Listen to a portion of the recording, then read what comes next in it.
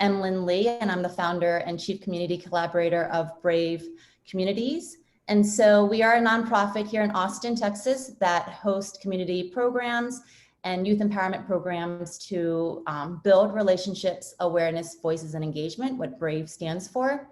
And so I so welcome this group of amazing panelists tonight. Thank you so much for your time and your wisdom. I'm going to just kind of do a brief introduction of the panelists right now. I'll start alphabetically by last name. So thank you so much for Delia Garza, the Mayor Pro Tem, and she's also my District 2's Councilwoman. And then also Jose Garza, the former federal public defender, an immigrant rights activist, and the leader of a systemic change organization called Workers Defense Project. And then also to Chris Harris, the Director of Criminal Justice Programs at Texas Appleseed. And also Miss Tiffany Harrison, who's a partner at Full Humanity Consultant and also an educator at Round Rock ISD. We have Margaret Chen Kircher, who is a defense criminal attorney. And we have Suki McMahon, board chair and strategic director at the Austin Justice Coalition and manager of Columbia University's Roundtable on the Future of Justice Policy, Square One Project. And we also have Farah Muskinen, who is the director of the City of Austin's Office of Police Oversight. And before I hand it over to Dominique, who's our moderator, I just want to go over some housekeeping rules of if any of the attendees have questions, you can feel free to chat them in the chat board and or the Q&A on the bottom, and then we'll be able to manage that, and then hopefully I can get the Facebook questions over too. So thank you so much, and I'll hand it over to Dominique. Thank you, Emlyn, for this putting together this event that covers systemic racism, police brutality, and the future of law enforcement. Some very important topics that folks are dealing with across the country, specifically here in Austin and Travis County. So we'll get right into it. The first question, I want to talk to Suki and Farah. Basically, we are living in a country founded on slavery, and I want to ask you to talk about a couple of the types of systemic racism that we're dealing with in America, particularly here in the Austin area, that are really affecting Black and Brown communities here locally. I will go first. So yeah, as you mentioned, systemic racism is pervasive in our culture, in the makeup of our country from the get. I think the first Naturalization Act in 1790 basically codified free white folks of good character as people who were eligible for citizenship.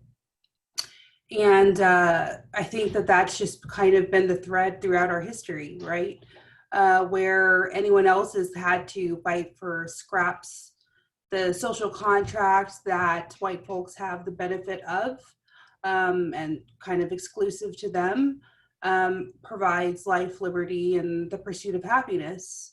But we know that a large portion of our country are excluded from that social contract, the things that we would expect to have, unalienable rights and access, all of the things that we can see we don't have, as proven through the other systems across the quality of life areas where we are disproportionately underserved or not served at all. So I feel that it's an ever-present issue for communities of color. I think it's a reason that probably all of us are on this call and doing the work that we are doing today is to combat those inequities. And specifically, I work in the criminal justice area, striving to gain transformative justice in our city, especially my main route is through criminal justice reform. And it's a constant uphill battle, there's a desire to continue the course, I think, and to not really let go of our punitive exceptionalism, our reliance on policing and incarceration in lieu of safety that could be community driven, that should be. And I think that we are pushing to steer course. I appreciate being on this call with the folks who are here because I feel that I'm in good company, that we're headed to, we have the opportunity for some dramatic systems changes, but it will also mean changing many, many hearts and minds. And it will be a feat of extraordinary measures, but I think that we have the will for it. I'll pass it over to Vera.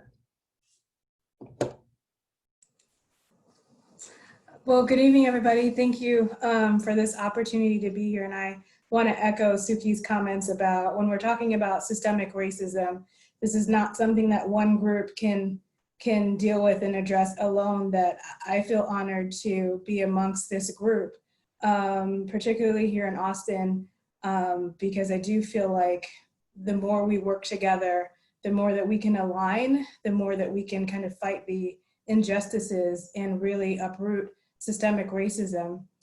And I mean, I really hope that there is this hopeful wake-up call in America that we are not in a post-racial society. I just feel like it cringed every time I heard that people say that after President Obama was elected. I was like, are you kidding?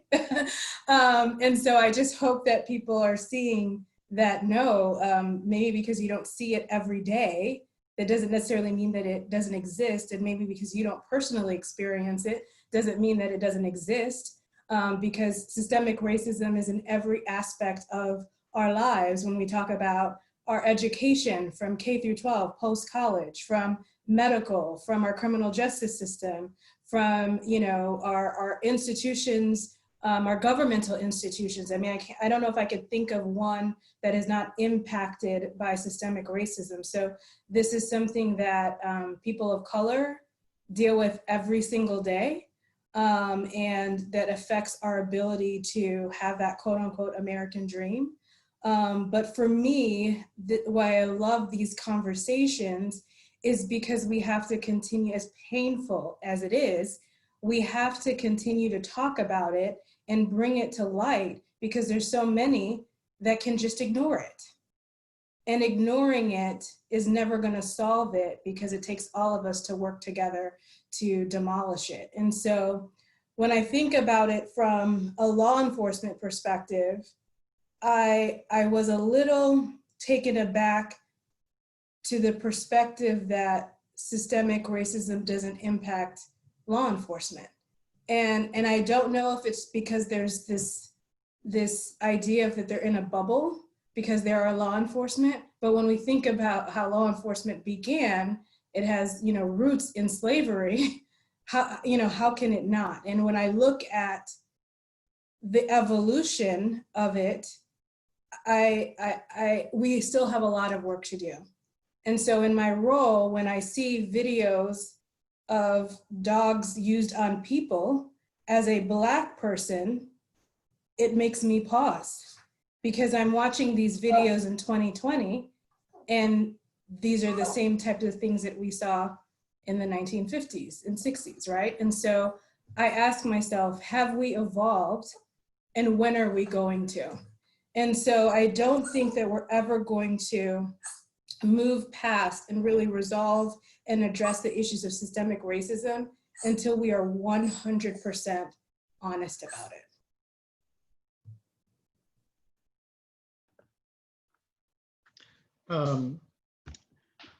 Next question is for Chris Harris. We know that racism, we see it play out economically here in Austin, across the country. Can you talk about how it specifically affects our unhoused neighbors who live under bridges or in forests? How are they particularly impacted economically? Well, hi, thank you, Dominic, and thank you for asking that question. So, what I've seen in my advocacy work, and particularly in efforts to try to decriminalize homelessness here in Austin, is again, it's various systems ultimately that are helping to both cause and then keep people in a state of housing insecurity and homelessness. And many folks kind of bounce back and forth between them. So, we know about, many of the historical racism elements that have been at play in housing, from, real estate agents not showing certain properties to apartment managers not renting to certain types of folks based on race, to banks not lending to certain people, particularly in certain places, based on race. And then we also know about, obviously, discrimination in the workplace that it continues to exist to this day. And obviously in schools and educations before that, which lead up to, what opportunities are available to folks. What we also see in really the area that I focus mostly on is also in criminal justice, is that, many unhoused folks, though not majority necessarily, but many also have had experience within the criminal legal system. And the criminal legal system, sets up a really a lifelong, justification for continued discrimination in a whole host of sectors, including housing, including jobs, including education. So it's really difficult, if you've been in and out of that system, to get really a fair shot, to get housing, to get jobs, and to really escape these systems, to escape homelessness in particular. So it's, again, often very much widespread, though I do like to focus on the role of the criminal legal system in particular, because it, in many ways, is meant,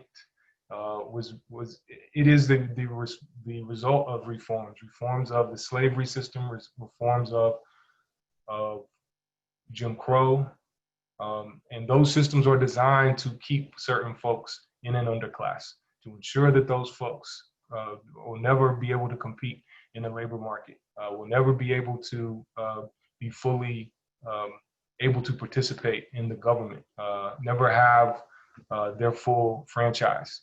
And these systems have reformed into the criminal legal system that we have today, which in many ways, for the folks that get involved in it, continue to have the same impact, ensuring that they will never get anything resembling fair compensation for their labor, much less real autonomy or democracy in their workplace, and that they cannot participate or have extreme barriers to participation in government by losing the ability to vote for many, many years.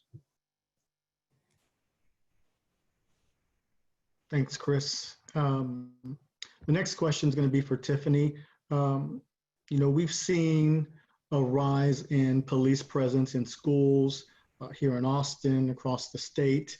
And that's led to our school to prison pipeline that we're dealing with. Tiffany, can you talk about the racial disparities when we see the results of this increased police presence in our schools? Absolutely. I'm just finishing my 8th year as an educator in Round Rock ISD, and we often think that this is just an Austin problem, this is just a Round Rock problem, an urban problem.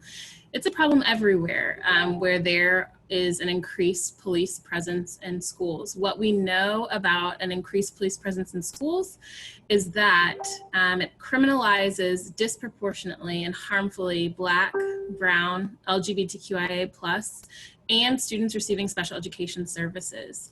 I spent a year and a half on Round Rock ISD's Safety and Security Task Force to look at this issue. And for all our research, we found that to be consistent, that harm to be consistent. However, we didn't find a whole lot of research that said that police in schools are effective, that they stop school shootings. So, You know, when I'm asking questions about this, what I hear is, well, these police officers can serve as mentors. Well, why can't we have regular, you know, people in our community serve as mentors?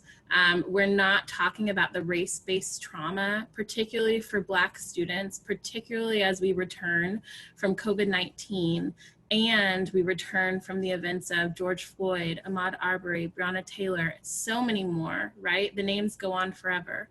We're not talking about the disproportionate harm and impact for Black students as they return to school and see these armed police officers on their campuses. And it's an interesting juxtaposition to see such a heavy emphasis on police in schools, which we've seen since Columbine. Those numbers have been growing and growing without an increased emphasis on mental and behavioral health. Right? You have districts that have 0 social workers, but have 30 police officers in their district that spend, you know, nothing on closing, and I'm not going to say the achievement gap, you know, the achievement debt or guaranteeing racial and educational equity, but will spend millions of dollars on maintaining a police department that we know harms Black students. And not just Black students. I already told you the categories that it harms. So, you know, there are some efforts being made. House Bill 674 went ahead and mandated that you could not suspend pre-K through 2nd graders, out of school suspension, discretionary suspensions. What we know about the school to prison pipeline is that it starts very early, right? If you're marked in pre-K, if you're removed, if you're experiencing being removed from class for disciplined reasons, that obviously impacts your educational experience, but it impacts you mentally, and it really marks you for the rest of your educational career. So when we have these conversations about police and police brutality, we need to expand the conversation to include schools. And we really need to understand that this is a groundwater problem, right? It doesn't just touch schools. It doesn't just touch policing. As Chris said, this is a part of housing justice. All of these things are inextricably tied, and we really need to talk about the racism across systems. Thanks, Tiffany. If I could follow up, do you think that an increase in social workers and restorative justice programs could play a role in helping stem that tide of the school to prison pipeline? Possibly, but let's be honest, some social work can be policing and criminalizing the bodies of Black children as well. So we really need to acknowledge that, and what we need to acknowledge and address is the racism that flows through our institutions from educators. I'm a classroom educator. I'm one of the first lines to inflict harm on a child because I'm with them every day. So yeah, maybe social workers could help, but that has to be social work through the lens of racial and educational equity, or else it just becomes another form of policing.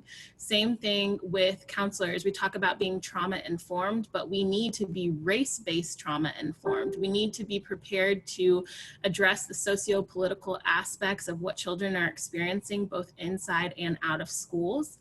And everyone needs this training, not just restorative practices from students to teachers. How can we expect to restore children when we're not restored as adults? So this is something that every single person that works in a school system that interacts with children in any way, bus drivers, cafeteria workers, we all need to be educated. We all need to know restorative practices, and we need to be practicing them ourselves, and not in a hypocritical way. Restorative practices and restorative justice is not something that we should do to children. One important thing when we're talking about racial equity, and Paul Gorski, who is a racial equity scholar, talks about this. The problem is, and the thing we need to do is we need to fix the injustice, not fix the kids. So even if we're implementing these practices and programs, they need to be through the lens of racial equity. Thank you so much, Tiffany. The next question is going to be for Margaret Chin-Kircher and Jose Garza. As defense attorneys, y'all have been on the front lines of the war on drugs. Can you talk about what you have seen your clients go through, their families, as a result of the war on drugs that started, under Nixon? It just exploded under Reagan, Bush, and Clinton, and really talk about the impact it's had on your clients and what you see as defense attorneys? One of the things, thanks Dominic for that question. One of the things that I wanted to talk about was one of the factors that they look for when they're looking at a drug case and how to tie that to the accused, right, to the suspect. One of the factors that they look at is just a suspicious area under suspicious circumstances. I think that's really problematic because who's defining what suspicious area is? And a lot of times that's defined in, minority communities. And I think that that's really unfortunate. And I think that is one way where racism interjects itself into the legal system. Now, I want to hit on another point, which is just being a defense attorney, and what happens to my clients. Chris mentioned homelessness, and a lot of times the people who are homeless cannot get out of jail because they are seen as a flight risk. And so then they plead to maybe it could be a felony, it could be less than a gram of a controlled substance, and they're pleading to that. But that's an issue too, because sometimes that plea to a felony prevents them from receiving services. And then on top of that, if there are immigration issues, that also presents deportation issues. And then the circle kind of comes back around. You were homeless to begin with, you couldn't get out on bond, and now you have this felony conviction, and now it's even more difficult to get housing. So it's this sort of unending loop of issues that clients see if they're facing the issue of homelessness. First of all, I'm just honestly really blown away to be with this incredible collection of people. And so this makes my day, and I'm really excited to be talking about these topics because I do believe that we have an opportunity in this moment to really make lasting change. And I think the biggest mistake we can make is to be small in the scope of our aspirations right now in this moment. I think what we have to remember about the war on drugs is that the war on drugs is really just a war on people of color. It was a political tool specifically and intentionally designed to incarcerate and to control Black and brown bodies. That is the reality of it. And so we shouldn't be surprised then that, fast forward 60 years, that right here in Travis County, in the most progressive county in the state, our district attorney's office, the mechanisms of our criminal legal system bring more drug charges than any other kind of offense. We shouldn't be surprised that here in the most progressive county in the state, that 9% of our population is Black, but 30% of all arrests for drug possession are of Black people. We shouldn't be surprised that the number one way that people in Austin get arrested for drug possession is through traffic stops, and that over 60% of all traffic stops that result in arrests and prosecutions are of people of color. None of that should be surprising because that's exactly how this system was designed to work and what it was designed to do. But the other reality of the war on drugs that we have got to be honest about is it doesn't make our communities more safe. In fact, it actively makes our communities less safe. The data is pretty clear at this point that every day a person struggling with substance use stays in jail, the likelihood that they will commit another crime goes up. That using so many of our resources to address substance use in this way is not only failing, but it is actively making our communities less safe. As a public defender on the border, the bulk of my cases, particularly in state court, were kids charged with drug possession offenses. And I have seen the use of our criminal legal system tear families apart. And so you know, I'm really excited in this moment to begin to think about how we get our criminal legal system out of the way and begin to address some of the root causes of harm, to pursue policies that make our communities more safe. Dominic, if it's all right, if I kind of want to also answer, I see there's a question from one of the panelists that sort of, you know, kind of intersects into our question. And you probably see this too, is that, you know, although that there is a drug court program here in Travis County, it's not easy. And I understand that rehabilitation should not be easy, but should not be so difficult to get into that it prevents people with money and means to get into. It shouldn't, there's only, for instance, in this program, there's only one place where you can do random UAs. One place in all of Travis County. That's not fair, and that's not sometimes, I don't think that is, practically speaking, okay for somebody who may be living southwest to travel all the way, or southeast, to travel all the way north just for a UA, especially when you have somebody who's also trying to get to work and trying to get everywhere, right? The other thing is, it also takes, you know, fees in order to get to the drug court program. And so these are things that I think could be improved upon, and that would allow us to make sure that people are getting the help that they need and hopefully getting these cases dismissed. And yeah, a UA is a urine analysis. They make sure that these the people who are participating in these programs are clean while they are participating in the program. But the issue is access. And if people cannot even access this program, that's a problem. Thank you, Margaret. The next question is going to be for Delia and Farah.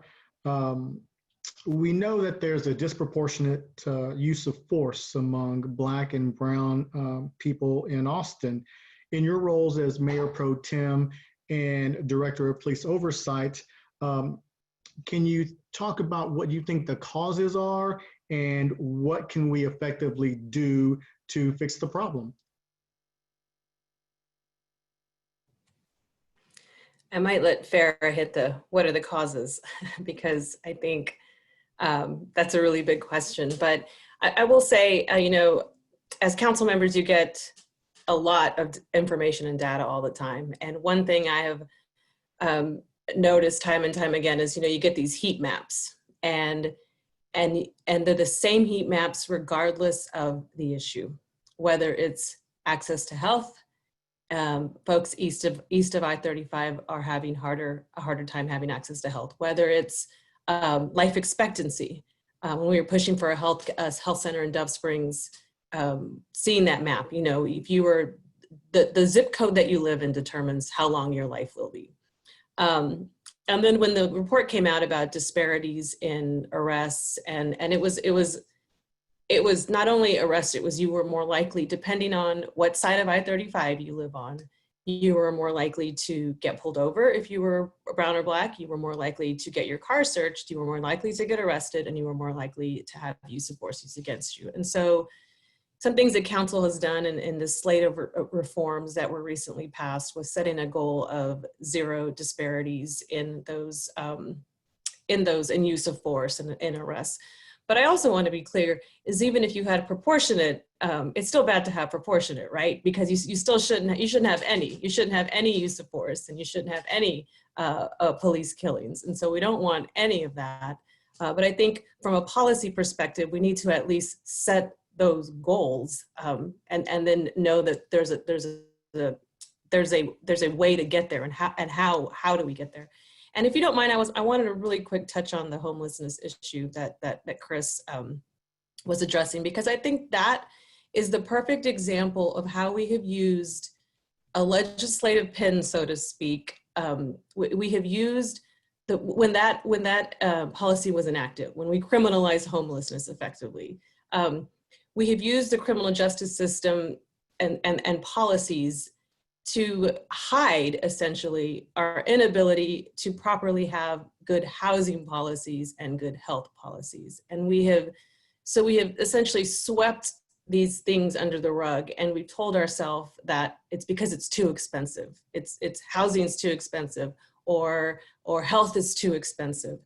And we know that usually many of these incredibly hard policy areas are more about politics than they are about actual data, because study after study shows that it is the criminal justice system is incredibly expensive. When you wait till the end, essentially, when you wait too long to address mental health, to address lack of access to housing, you're paying more. Taxpayers are paying more. So these conversations are always so interesting to me, in that if, they shouldn't be political really, but if they're gonna be political, the fiscal conservatives of our community have got to be able to look at that data to see from a numbers perspective only, using our criminal justice system to address these incredibly difficult things like housing, affordable housing, and healthcare has been an utter failure. And so I just wanted to touch on that for a little bit. But with regards to disparities, it's important that we now have a goal, and I'm sure we're going to probably get into the discussion on what that looks like and how we get to right sizing our response in public safety.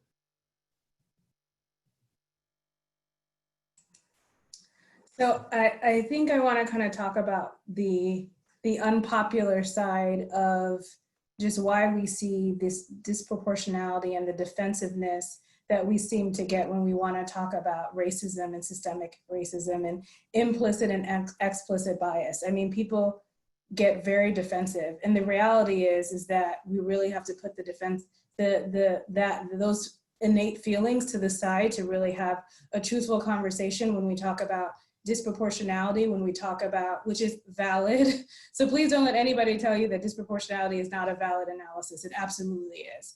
And so when we talk about, when I hear the question about, well, why is there more use of force in Black and Brown communities? I mean, I think to myself, how often do we have an opportunity to talk about stereotypes? How often do we get to talk about the fear that officers may have in Black communities that they don't have in white communities, and what that is rooted in? We don't really get to talk about that. What has become infuriating for me is the perpetuation of a myth that there's just more crime in Black and Brown communities. And that's just not true. And so we have to just completely dispel that and really look at how we see each other as human beings, and do we see each other as human beings, no matter what color you are, no matter what side of town you are. So the report that Mayor Pro Tem referred to, it was pretty obvious. I mean, from using APD's own data, if you live in Northwest Austin and you get stopped, you're more likely to get, a warning, if that. But if you live in Northeast Austin, you're more likely to get arrested. And we know what that dividing line is. And so it's not enough to say, well, there's more going on in Northeast Austin. It's not enough to say that. And so what I'm hoping the Office of Police Oversight will do, and it's interesting because when our report came out, the response that I got from the Black community was like, we already knew this. You're not telling us anything we didn't know. And I was like, I get that, but I'm giving y'all the receipts. Now what you gonna do about it? You know what I mean? And so here we have a report that utilizing solely APD data that was very well done by 3 departments in the city of Austin that says, we have disproportionality in this city as it relates to stop, arrests, and searches. Then we issued another report looking at officer-involved shootings in 2018. And that year there were 12, the most Austin has had in years. The average is about 6. And when you look at the fatalities were all Latinx men between the ages of 20 and 28. So it's not enough for me to just say there are 12 shootings but we really have to look at it closely and say, okay, we know that 12 people were shot, but of the fatalities, why were they're men of color? right? And those are the conversations that we have to bring forward, because I find that generally what happens is it's not even a consideration, right? And so I think that in this moment, and what I would like our office to do more is provide that lens to really get at the root of your question, which is why there is so much disproportionality when we talk about people of color. And I think what we're doing is peeling the onion and to a certain extent pushing the police department to even look into it, because they don't, and acknowledge it, because they don't. And so, and then also work with us. You know, they get a big push by council, thank you, to work with us to address it in a thoughtful and collaborative way. Because what I need them to do, in the same way I do my best to look at things, situations from their perspective, what I need them to do is look at it from our perspective. And it pains me that we have communities here in Austin, communities of color, that are afraid of police. And so it goes to that point when, you know, people talk about the anxiety that they feel from a traffic stop, right? And so I think that the disparities come from, you know, deep-rooted systemic racism in police departments and how communities of color are policed. It's just different. And in my opinion, it's embedded in the culture. And so we're not gonna get at real solutions until we have the conversations and then we bring receipts to the table. And as OPO, from OPO's perspective, we are bringing receipts to the table.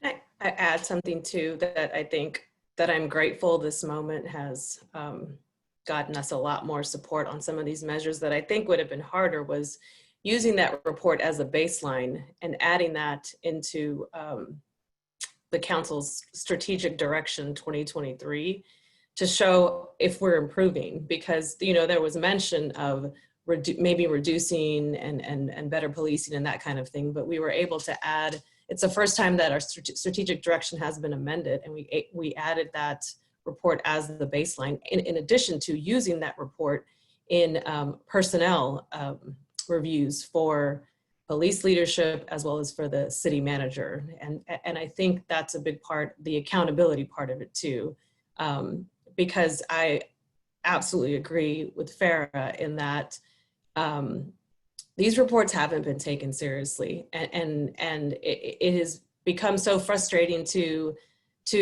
talk about it for a little bit and then it just goes away. Same thing happened with the Tatum report. There's so much in that report that I just still can't believe that has not gotten more attention. And I was in the Public Safety, then Judicial Committee, and Farah was there, and we were asking Chief Manley very specific questions about the disparities, and there always seemed to be an excuse made, or you know, well, I'd have to look at the data. And I love what you just said, Farah, in that we're often asked, well, look at it from our side. Look at these very difficult decisions that we're having, these split-second decisions that we're having to make. It's important for us to meet in the middle and say, as she said, look at it from our side, you know, and that district that was disproportionately affected by fatalities was District 2, was my district. And so, yeah, accountability, incredibly important, setting baselines, and our police leadership admitting there's a problem and we need to fix it. That's gotta be huge. And I still haven't seen that. And I'm grateful for Farah's work in trying to get us there. You know, on one hand, you know, we as a community are dealing with systemic racism. On the other hand, you know, not a day goes by on social media that you don't see instances of racism just from the general public. And this is for the entire panel, you know, anyone can chime in. Does anyone think that it's an increase in racism or due to, you know, technological advances? And really, what's an effective way to actually deal with it when you're in the moment, actually having to see it up close and in your face?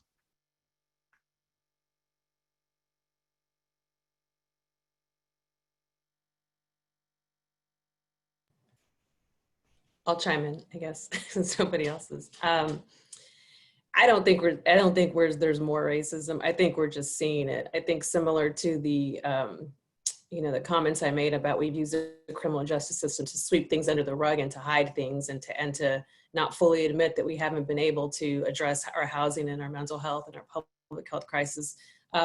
We're just seeing it more because of technology. And so I think it's unfortunate because the George Floyd incident is not the first time that has happened. It's the first time that the entire nation watched 8 minutes of that happening. And maybe it's not, frankly, maybe it's not even the first time people have watched it. It's the first time that it really struck a chord in our country, and not even our country, in our world. It's been amazing to see protests throughout our world. And so that's good. That's why body cams were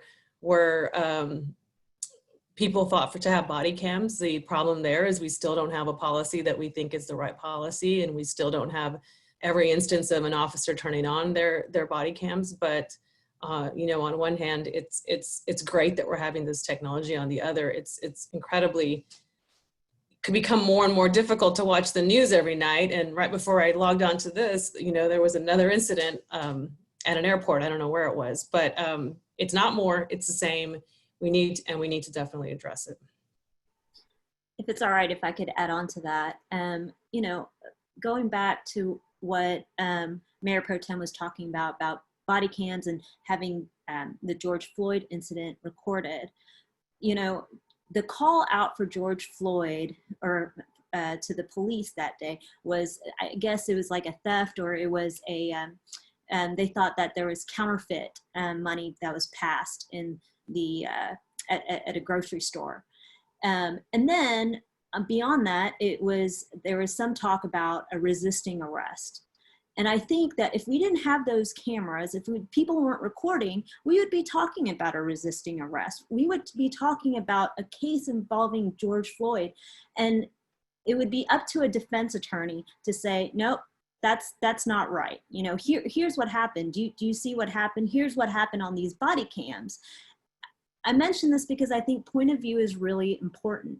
I think that when we have these citizen recordings, that's from one point of view. That's before any criminal case has been brought. Whereas if we're talking about resisting arrest or possibly theft, that's when a criminal action has been brought. But what I want to emphasize is that means that allegation does not equal conviction, right? There has to be room for process. If I can, I just want to point out that we also live in a time when we have an openly racist president who has given license to closeted racists to be openly racist. And so, I think we have to acknowledge that it is a part of what has changed. And I could not agree more with the Mayor Pro Tem that, there's not more racism. People are emboldened and feel like it's okay and they have cover to act and to be racists.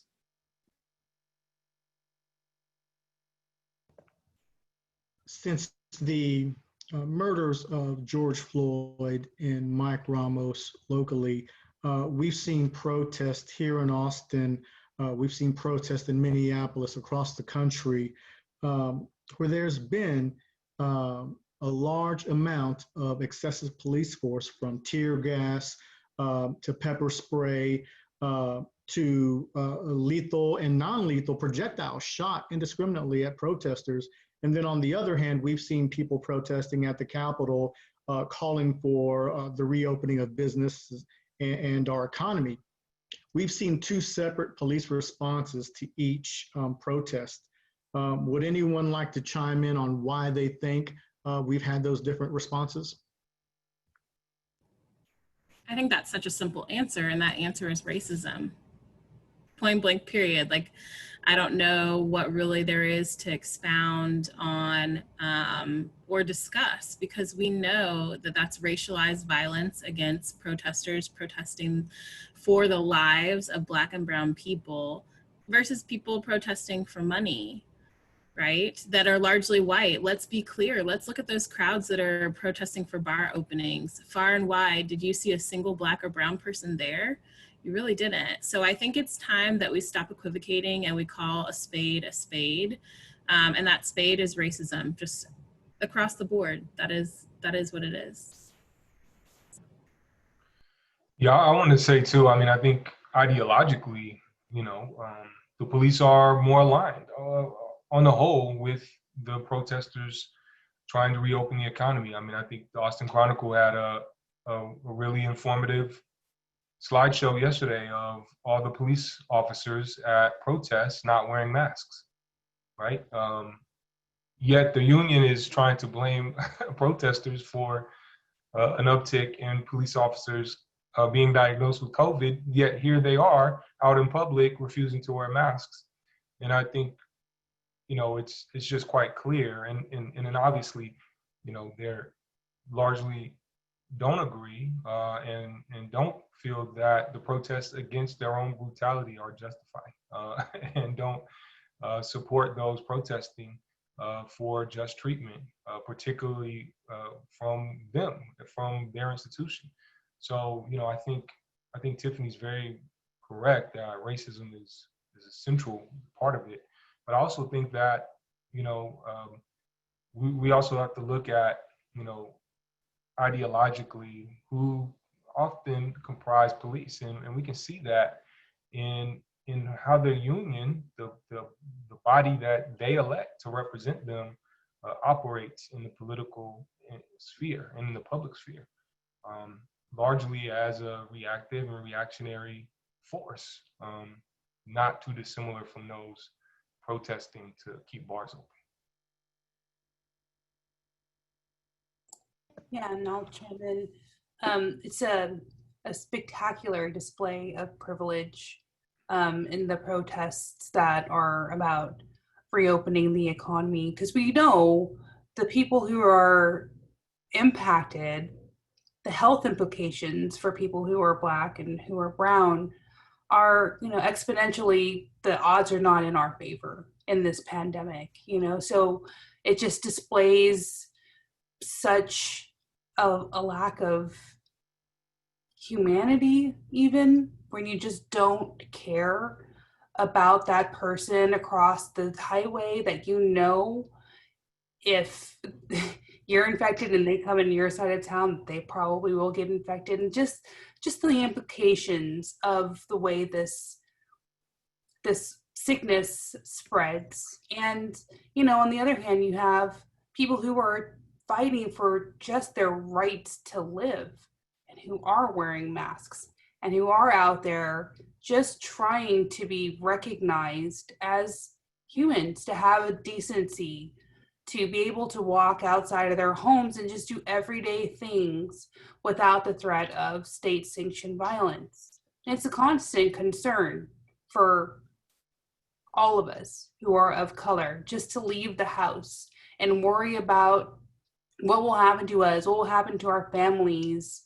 And I think that, you know, as Tiffany and Chris say, you know, there's this reckoning that we are out there, we're trying to have happen, but it's, the messaging is so very, very vastly polarized and different that it's a little disheartening to be, you know, going for this moment of righteous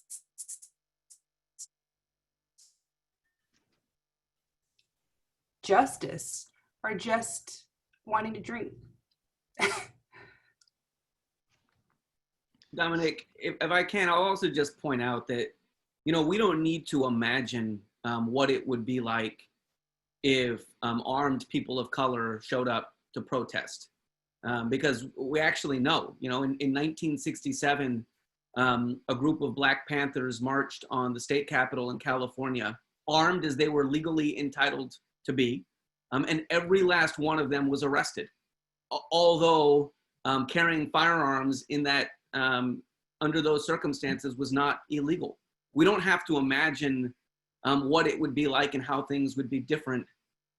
We can see it in our own history, and we see it, what we see playing out every day are those differences. We don't have to imagine, because we've seen largely peaceful protesters fired upon, with non-lethal weapons that end up being lethal, tear gassed and pepper sprayed.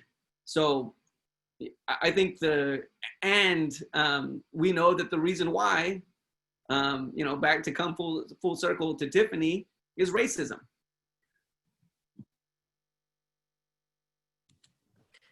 I just wanted to add, to Jose's point on races being emboldened at the national leadership level. Same thing has happened at our state level. We have a governor who, sided with the woman who was arrested for held in contempt for keeping her haircutting business open, and then in this time where it shouldn't be political, if we're trying to protect each other from COVID, refused to allow cities to wear masks. And then, as the protests that you mentioned on the Capitol, that there were people there without masks and they were allowed to go all the way to the front steps of the Capitol. And then, seeing such a different optic at the AJC protest, where we were, stopped at the gates. You couldn't even go past the gates. And people dressed in military gear. And now, when things are getting so bad and projections are showing that we are on a path that thousands of Texans will die because of the lack of leadership for the COVID response. Our governor, he couldn't even be in front of press today, bring himself to be in front of press to get the hard questions when he announced that now he is mandating masks throughout our state. Took a huge reversal, but that has not helped the situation as well. When we have leadership that is not willing to follow science and facts, and we just need a return to empathy and kindness, and I think that's what this organization, Brave Communities, is all about, is having these conversations about a return to empathy and kindness. A major response that we've seen to police brutality across the country is a call to defund the police. And I wanted to ask Suki if she could talk about the movement to defund police, what it entails, and then I'd like the panelists to also chime in on where they think that money can better be spent. Right. So the discussion around defunding police revolves around communities and community self-determination in a large way.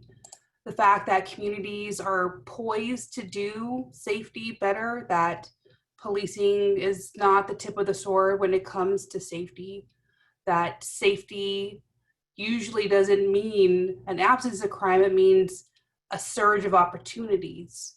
And so when we're talking about defunding, we're looking at the ways that policing can be narrowed.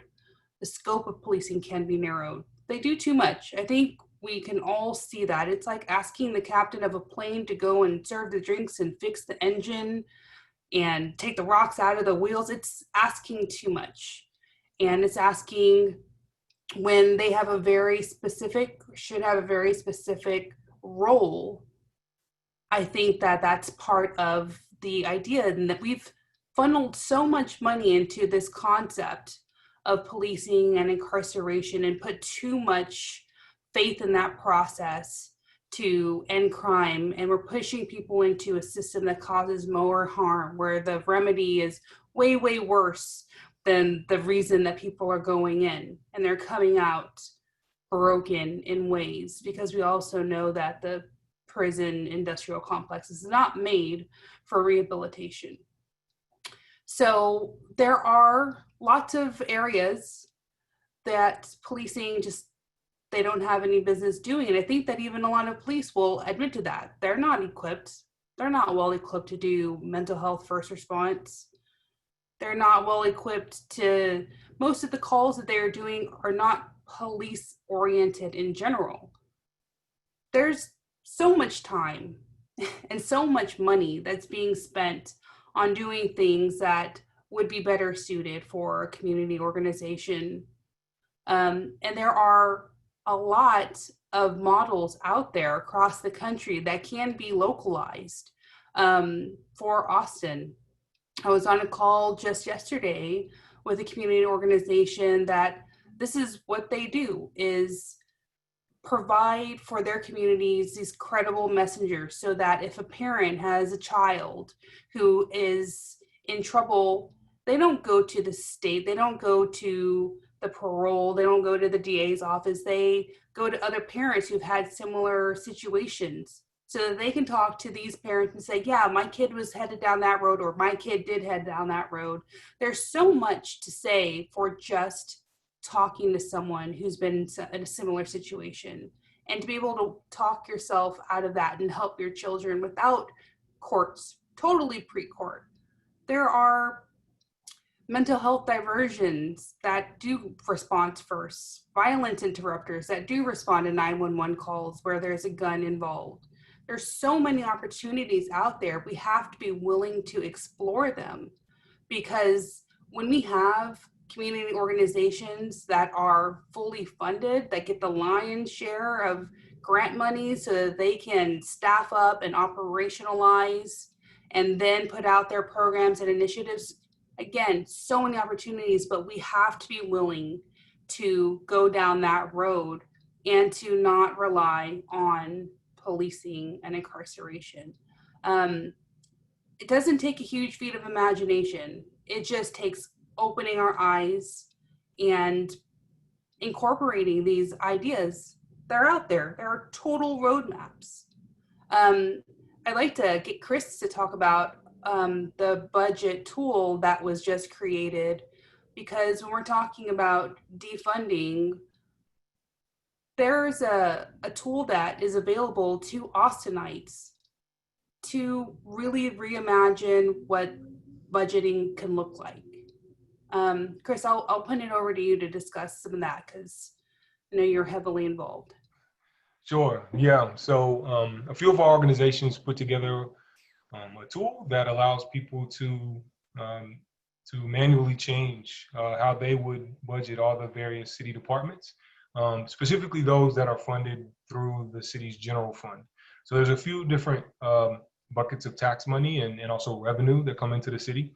But police and many of the other major departments are funded through the general fund.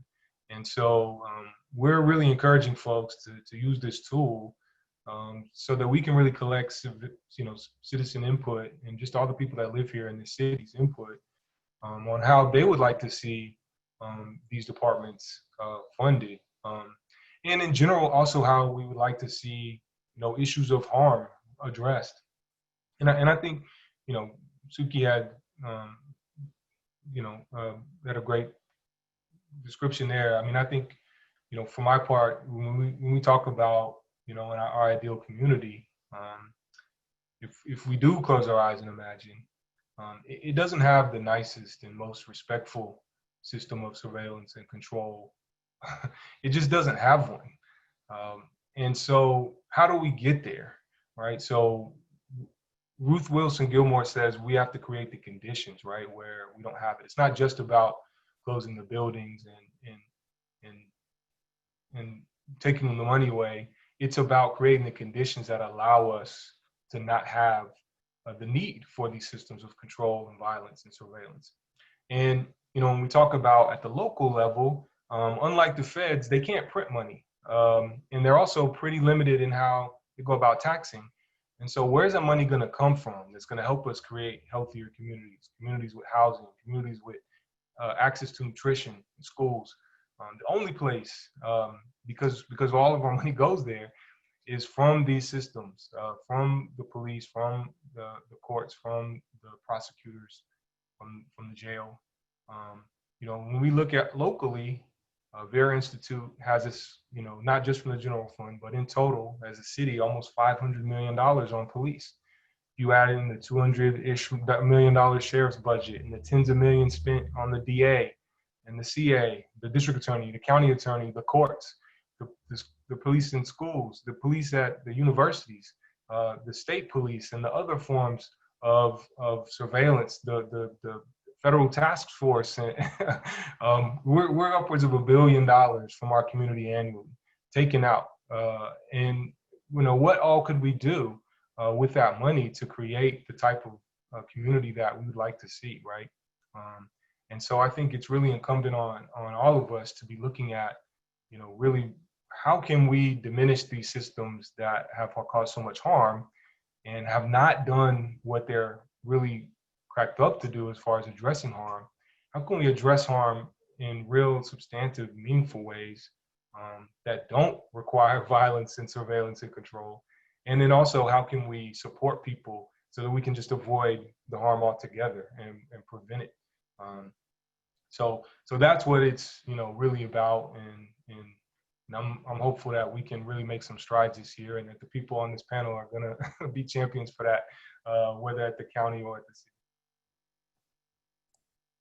Yeah, and one last thing I'll add to that. I think it would be fruitful for us to begin to encourage, however you feel that you would use that word, our systems actors to create 5 to 10 year plans on how they plan on reducing the scope of their office.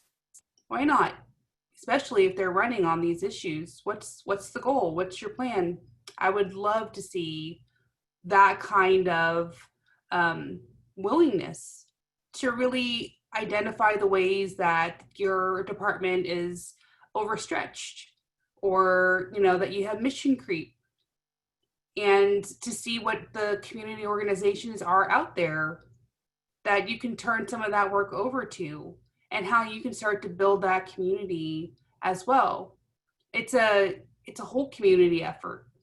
And I think that would be an exercise that would be just a worthwhile endeavor to see if that's how far some of these systems actors are willing to go.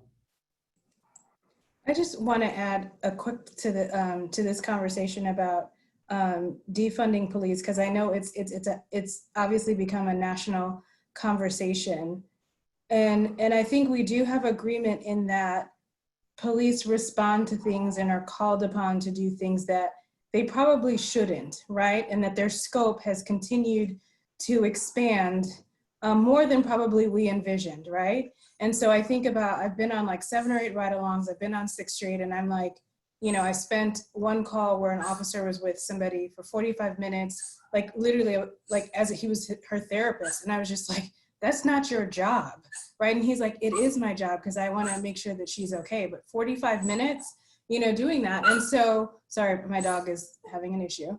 But coming back to the point is that for me, it's not about defunding police. For me, it's about investing in communities that have been lost because of systemic racism, to address the ills that we have not really dealt with for centuries. And so it's about reallocating funds in a better way so that we can address, you know, food deserts, we can address, you know, housing issues, we can address, you know, all of those things that I think that we fundamentally care about in terms of strengthening our communities. Because if we have stronger communities, then that lessens the need for law enforcement. And so for me, it's really more about reinvesting in communities and less about police. My money will always be on the people. Yeah, and I just, Go ahead. yeah, I was just going to say, to piggyback off of Farah, you know, if you're doing this work and your key questions are, is what we're doing leading to more community responsibility? And how do we keep deconstructing and downsizing the criminal legal system, and where is that money going? Because it will easily get recycled right back into these systems. And is it stuck in those normal funding streams, or is it going back out into these communities, especially into the Black and Brown communities? We have to invest in Black and Brown communities, because I think we're ready for a lot less paternalism and a lot more responsibility. We can handle it. I've been Black for 41 years. I feel like I can handle some responsibility. I think we need to be making sure that these organizations are getting the lion's share of those funds that are being defunded. Because we know what safety means for our communities. We see it every day. And very, very, very often, it is not what we are being policed for. Mayor Pro Tem? I just wanted to add from the policymaker perspective, I feel policymakers have been fed this myth for years that the way to fully address some of these negative outcomes that our community wants us to address was more officers. We've been told the community policing model is the way, and it created this, I call it this like cycle of policymakers wanting, how do we get more accountability and how do we get more community trust? And then there was a report that said, oh, you get that by community policing. Well, then we would be told, well, then how do we get community policing? Oh, you get more community policing by getting more police officers. But then there was never a real fundamental change to police training. And then there was never really a change to what we decide police respond to. And so I personally have said several times that we need to move away from that myth that the way to keep solving is throwing, I feel like this is one that throwing money is not going to fix, because we keep trying to, we've been told, well, you need this many more officers. I also want to speak to something that Suki said in that, reimagining our response to stuff. And the reality is it's not even having to look at other places. We've done it here.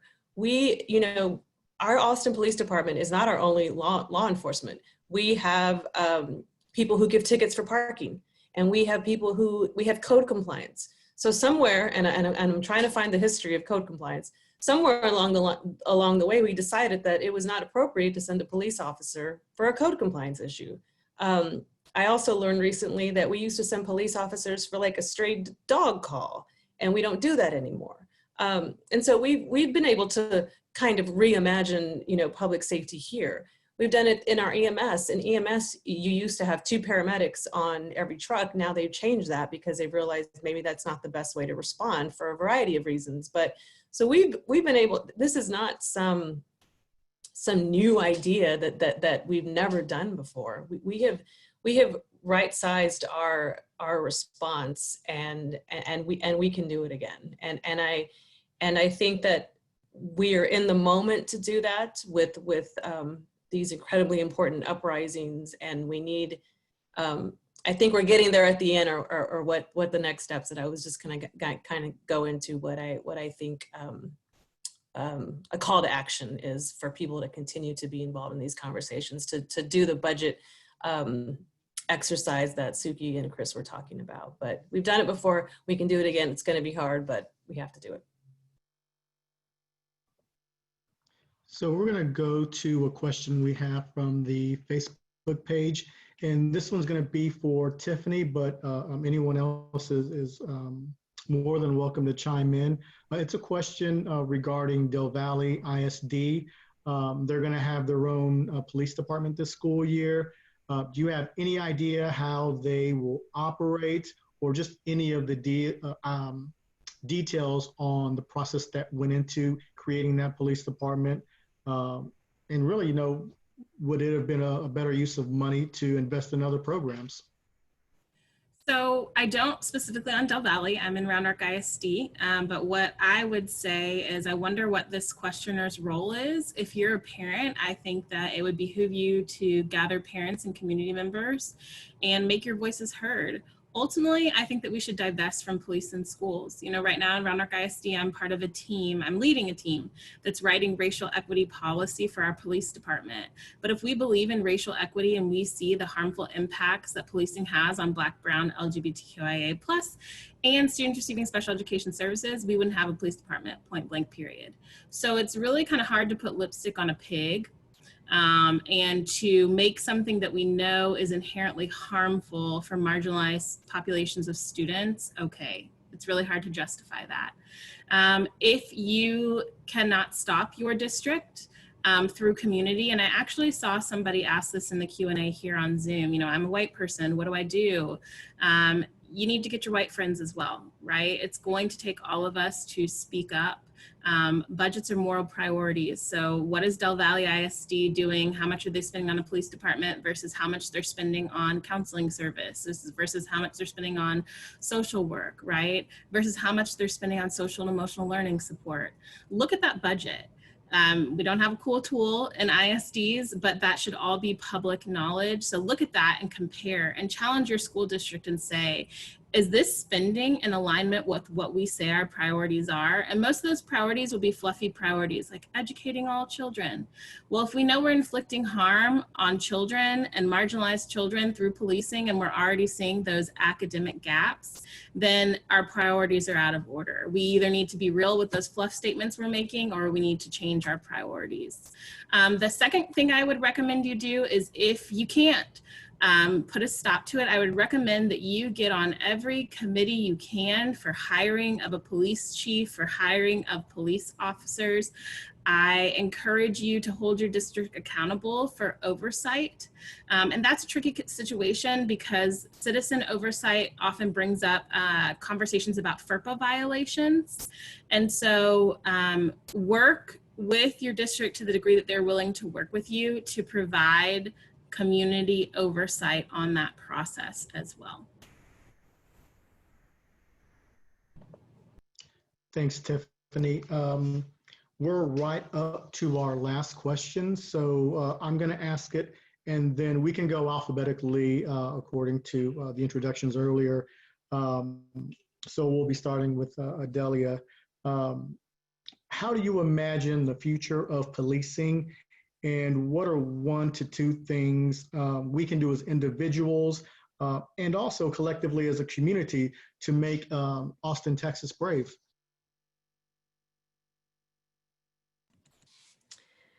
I would imagine policing in the future meeting the goals of zero disparities in arrests, zero uses of force, zero deaths caused by our police department.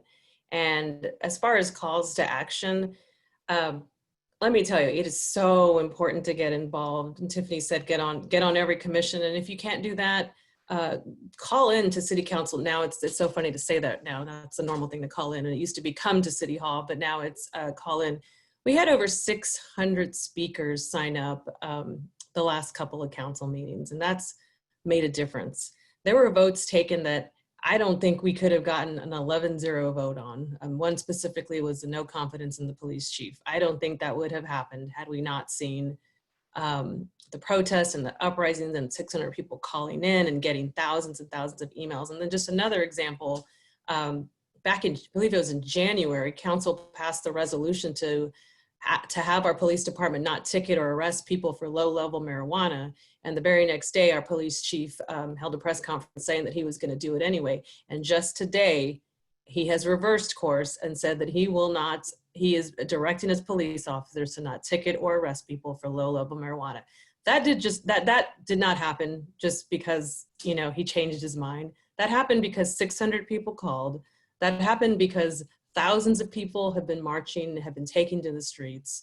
And that happened because of community people and advocates like the very ones on this call. And so you're not going to see change unless you know we continue, elected people continue to hear your voice. They need to feel that pressure, especially going into the budget. I have made the pledge to not vote yes on a budget that's not significantly reduce APT's budget by at least $100 million. So please keep applying that pressure to your elected officials and hold them accountable. Jose? Well, I want to just steal a little bit from my friends Suki and Tiffany and Farah on this question. And I think part of what we have to do to reimagine policing is fundamentally reimagine our understanding of what public safety is.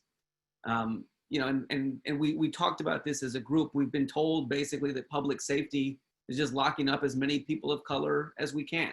That if we do that, if we just lock up enough working people and people of color, that will make us more safe. But what we know will make us more safe, what public safety is a good job. It's access to good schools. It's access to quality health care. It's investment in mental health services. That's what public safety is. I have been, I'll just say, one of the things that I have talked about, and, folks may know that I'm also a candidate for district attorney. And one of the things I've said we're going to do right away is end the prosecution of low-level drug offenses. And I have been clear that when I say that, what I mean is, as a starting place, a gram or less of all drugs, state jail felony level marijuana, to start pulling back, as the mayor pro tem called it, the rug that we have been using to cover up our own failures and our lack of investment. And I'm, going to demand and advocate alongside all of you for more investment in harm reduction policies and the kinds of supports and infrastructure that will make our communities more safe. And then I think in terms of, everyone who is watching right now, I really, what I've seen through my entire career is the extraordinary power that regular people have to change our communities. And I hope that everyone feels their power right now. Our president, Barack Obama, told us that we are the ones we've been waiting for. And there's no one coming to save us. It's you and it's all of us. And so what should you be doing right now? Everything. You got to make phone calls. You got to show up. You got to march. We all do. So I just hope people are feeling their power right now. And I hope that we won't let up.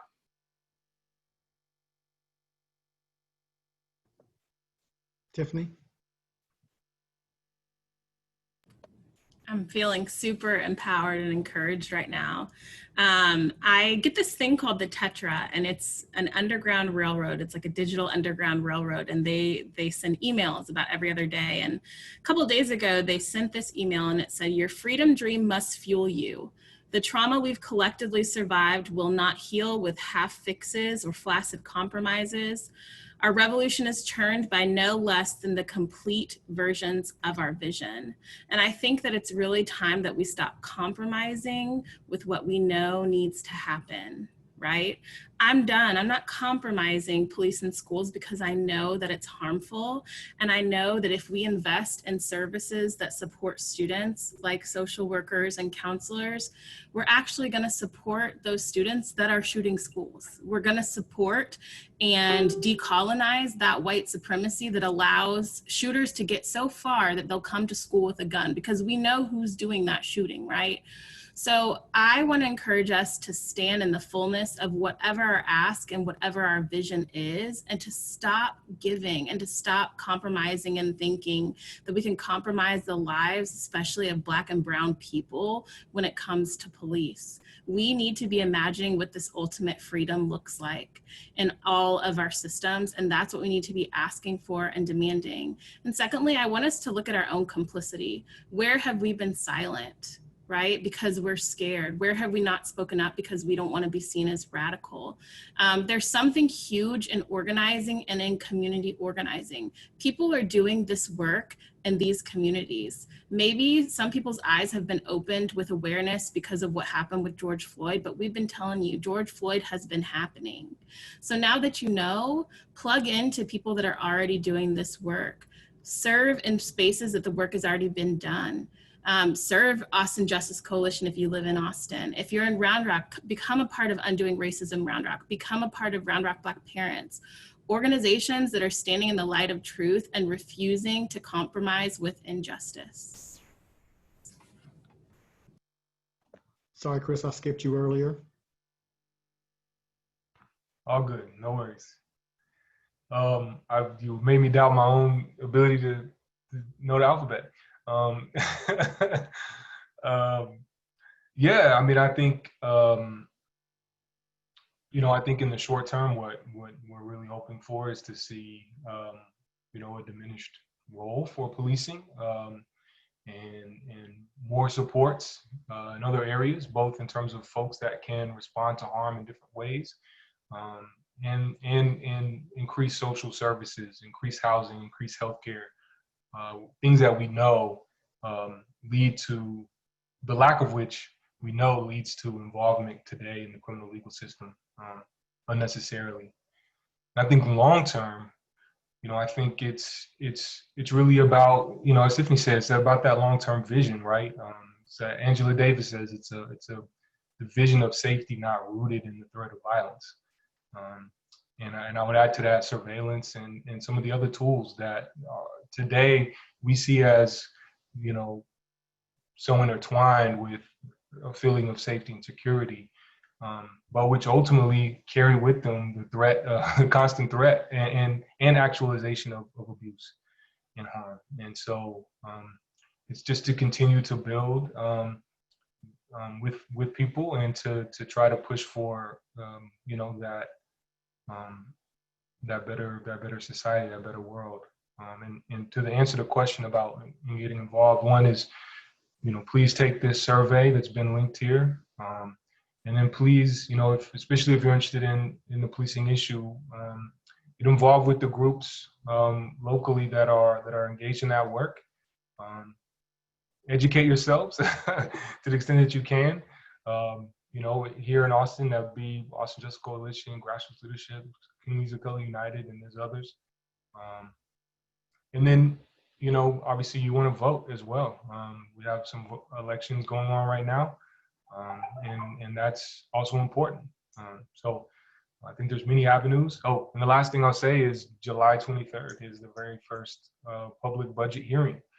So that's going to be the first opportunity that, the people in our community will have to speak to the budget during the deliberation process and before it gets passed. So, stay engaged and be ready to have your voice be heard. Thank you, Chris. Go ahead, Margaret. All right, well, thanks for having all of us together. This has been a really great experience.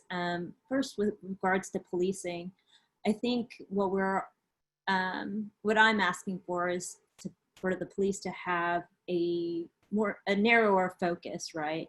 To not be taking on so much. With that said, I think it's important for them not to be siloed. They can't just be putting their blinders on and not talk to the other parts of the communities that will be hopefully assuming these other roles that they shouldn't be, that we're saying that they take on now, but maybe should be handled by others. I think it's important for them to have focus, but also not to be siloed. With regards to the community, I think it's important for us to keep talking about these really difficult issues about racism. I think previously we've had these conversations and there hasn't been maybe as much participation, and now there's renewed energy. But I think one of the things that we can do as a community is to keep that energy up and keep talking about that, because that's the only way we learn.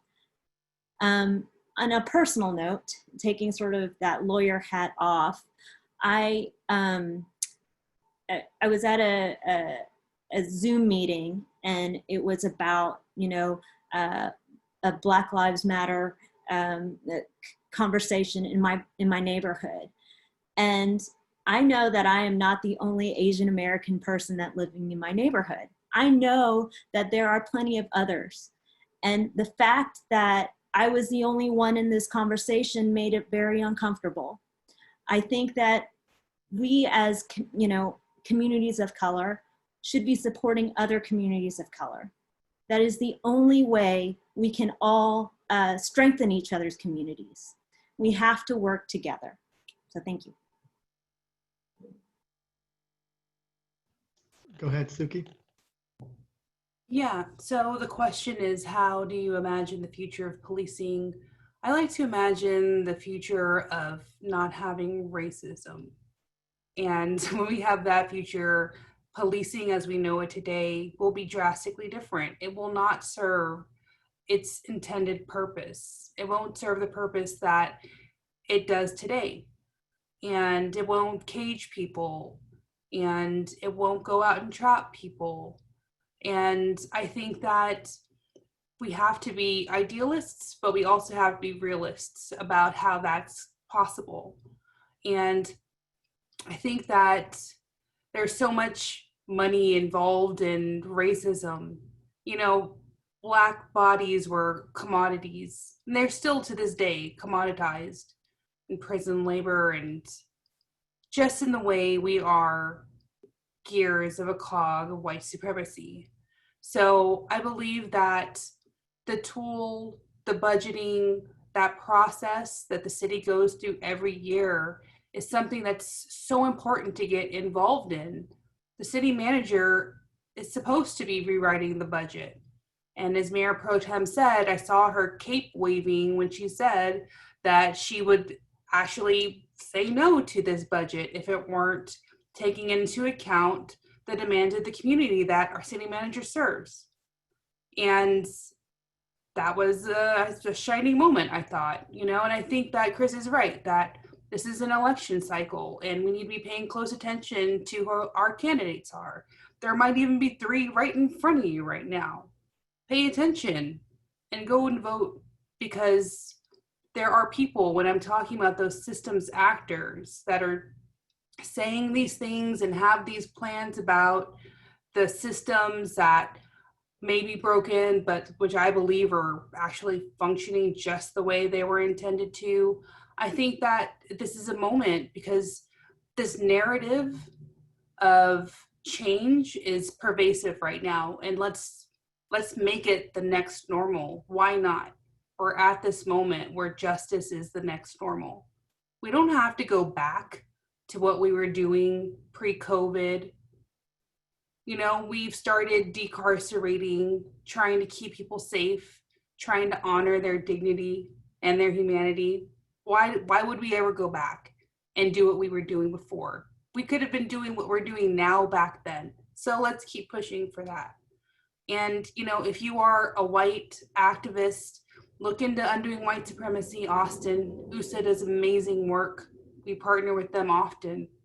Start getting to know who these community advocates are and support them as well. I think that would be one really amazing thing that the people who are watching can do, is to, yes, keep coming to these conversations, but also find a way to get involved in them directly, where you're one of us talking about this. I'm sure that there are many people who are watching who could equally be in this space too, but get out there virtually at this moment. But welcome to the party, because we've been bold, we've been brave, we've been fearless for a long time. It's tiring, and we don't need to do this by ourselves. Come and do it with us and confront it with us. And together we can do it.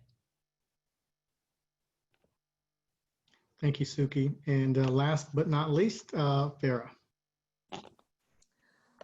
So I'm going to take a moment to be slightly selfish, and in my view of reimagining policing, you wouldn't need oversight. I'll find another job, right? I'll be okay. And actually that would be great, right? And that would be great to what I want to see and how we redefine policing and how we reimagine it is a value of the community perspective, a true value of that. Because what I encounter is, you don't know policing, you're not a police officer, you don't know what we do, you don't understand what we do, but I can have a perspective, I can have an opinion. And in my mind, it behooves law enforcement to have a different lens in the room.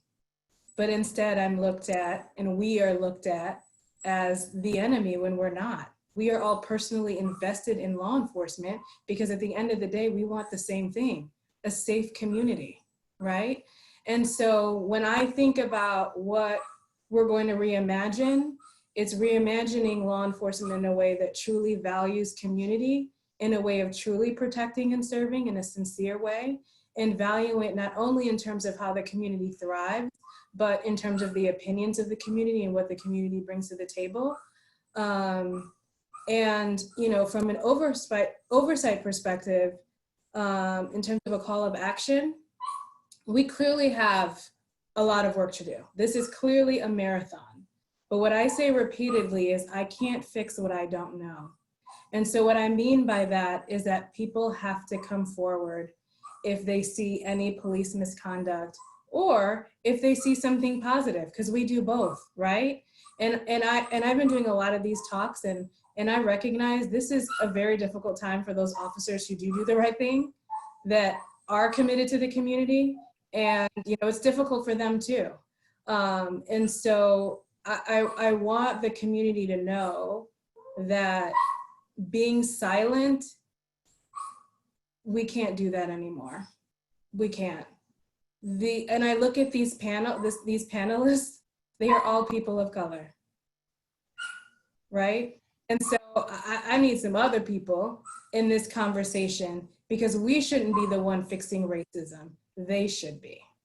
And so it's a challenge. I'm putting the challenge out to you all who are white to get outside the comfort zone, get outside your bubble. We know it's nice in Austin, right? But it's time to be a little bit uncomfortable. And we've all heard this, right? We've got to get comfortable with being uncomfortable, because that's really how we move forward. Because it cannot be on the backs of people of color. It cannot be on the backs of the people on this panel to dismantle racism. It shouldn't be at all. And so I challenge those who are watching that don't look like me to really do some soul searching and be more proactive in the community. Even if it's something as simple as, you know, that joke that, you know, isn't right, but you let it go. It's even those simple things that make a difference. And so at some point, we all have to stand together, and not just the people of color. So I leave with that, but thank you so much, everybody. Thank you, Farah. And I believe we are going to Emmeline.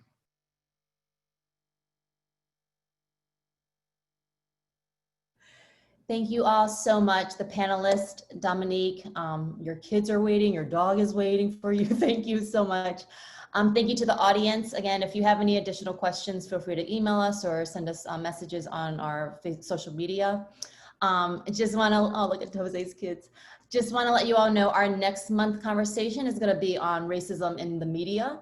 So we will have the date and time to come. So just follow our social media. But thank you all so much. Have a safe holiday weekend. Please mask up, everybody, and we'll talk to you soon. Thank you.